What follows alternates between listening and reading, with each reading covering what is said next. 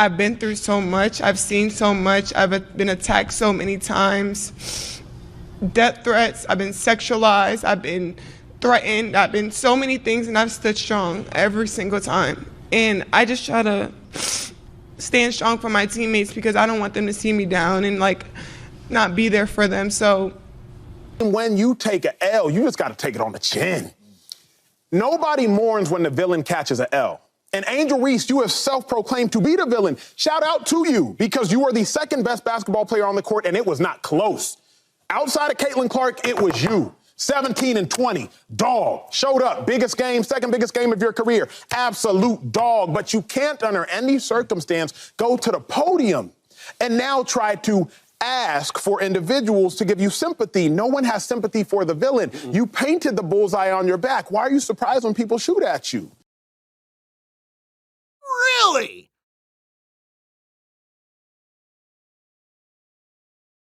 Welcome back to the Sussex Studio podcast, and welcome back, scholars.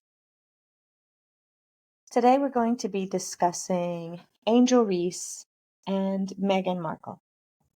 This is the second podcast that I'm dedicating to these ladies. This one is going to provide a more in-depth conversation.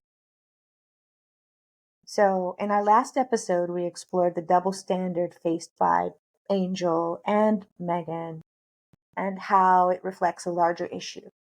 Today, we'll delve deeper in drawing some parallels between Meghan and Angel and their treatment in the media specifically. Let's be clear, there is media bias when it comes to both of these women. And for marginalized women, it is a lot worse. When you sit at the center or the intersection of race and gender, especially if you're a Black woman, the standards are a lot different. You're not allowed, and you must simultaneously. You're not allowed emotions, and you must live your life within the confines of a very specific square.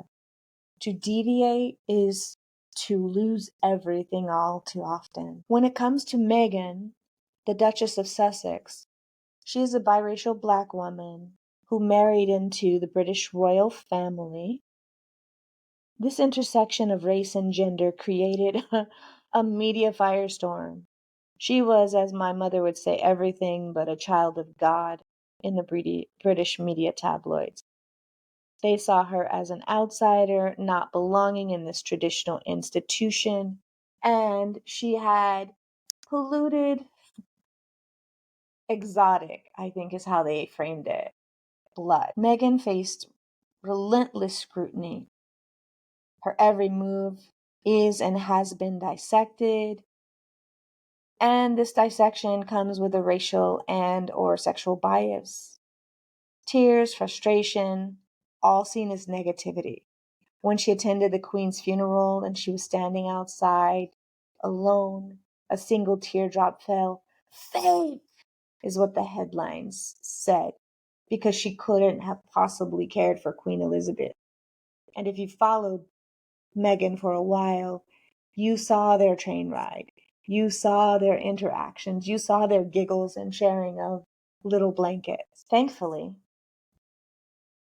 both these women have squads. Literally, Angel Reese plays on a basketball squad. And because she does, there are so many people who follow her team, LSU, and they try and hold her up. It doesn't offer complete protection. It offers limited protection, but at least it's a way of shoring up some of her emotions so that she's not completely in the media firestorm / line of fire. Remember Van Lathan's critique of Acho for his past, some say dangerous generalizations about Black men? Interestingly, people in the media are drawing a line between that and how Angel is being treated by him today. Female journalists in particular are rightfully siding with Angel. They understand the double standard that Black women athletes face, the pressure to be dominant on the court, while facing criticism for expressing emotions or asserting themselves, the pressure to not celebrate too much, or you'll receive a penalty for excessive celebration. Do not wear clothes that don't align with these standards. You should be conservative in your dress. Do not be you. There's an old adage. Suck in those lips. I digress. This is a complex issue, scholars, and there's so much to unpack. I've included videos in this episode. One of Van Lathan's critique of Acho. It may be triggering. A clip of Angel Reese's post-game interview, and a clip of Acho, not a full clip, but a short clip of Acho and his critique of Angel Reese. That Emmanuel Acho. Emmanuel Acho's response to Angel Reese's post-game interview after LSU's Elite Eight loss. You know she was feeling bad already, and if you haven't heard, I'm going to fill you in on how he attacked her. This one's been sparking major discussions.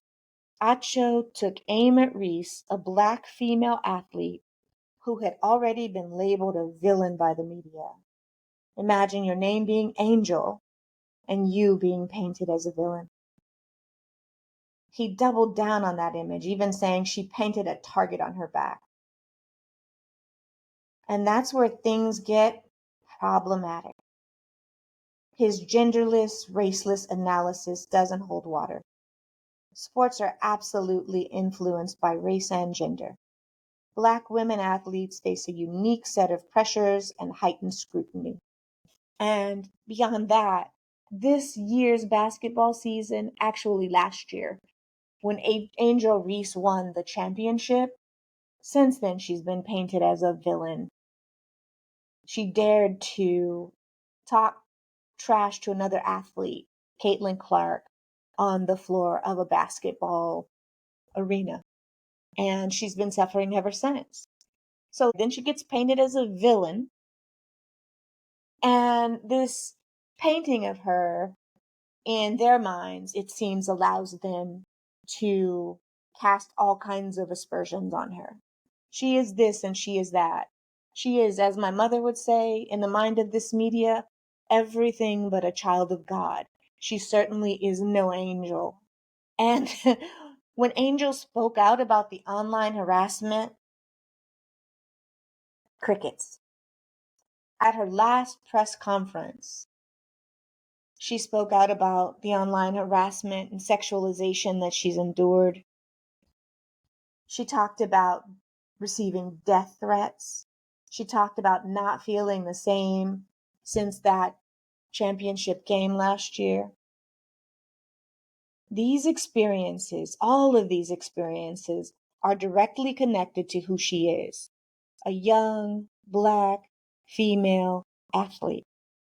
To ignore that connection when discussing her emotions after a loss is simply dismissive. It's simply so very Acho. Right, Unc? Acho claiming his commentary was somehow free of these factors is dismissive of Reese's reality. It's crucial to understand that her experiences intersect with the experiences of many Black women athletes. They navigate a world, we, no longer an athlete, but we navigate a world that celebrates our talent and relentlessly polices, get that? Overseers their bodies and identities. So while Acho may have aimed for a broad, objective take, it ended up feeling insensitive, intentional, and out of touch. It seemed to me like he was vilifying her specifically for clicks. Because how often are women in the media, shout out to Meghan Markle, Black women, women with Black ancestry, demonized in the media, whole media industries created off of this villainization?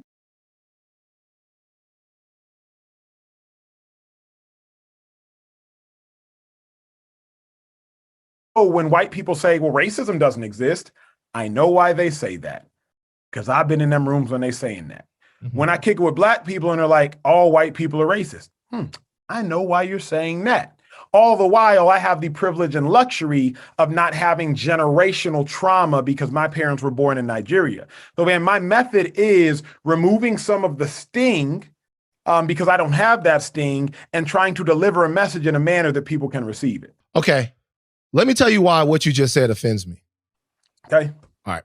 You saying that you don't have generational trauma and you didn't mean it this way, but the reason, and it's, I have to name it, you saying that you don't have any generational trauma in some way meaning, or that in some way meaning that your delivery method to white people is going to be either more effective or more sanitized is, to me, dangerous. And let me tell you why. Everybody that you just named and what you're talking about does what they do in different ways. I don't think that any of the things that they do are necessarily harmful. But what I could say is a black man, a prominent one, acting as an emotional butler for white people and serving them the most milquetoast, unspicy, unseasoned brand of racial discourse and accountability possible could definitely be harmful. Like, we're fighting for our lives. And to me, having a conversation like that at that particular time, it's not that it's a different method. Everybody has a different method. Is that it's the wrong method, is that it gives cover for. When white people say, well, racism doesn't exist.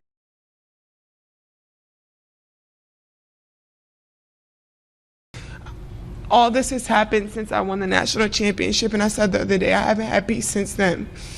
And it sucks, but I still wouldn't change. I wouldn't change anything, and I would still sit here and say, like, I'm unapologetically me. I'm gonna always leave that mark and be who I am and stand on that. And hopefully the little girls that look up to me, and hopefully I give them some type of inspiration. Remember, scholars, we have a responsibility to be a part of the solution by being more mindful consumers of sports media and actively supporting women athletes and Black women athletes.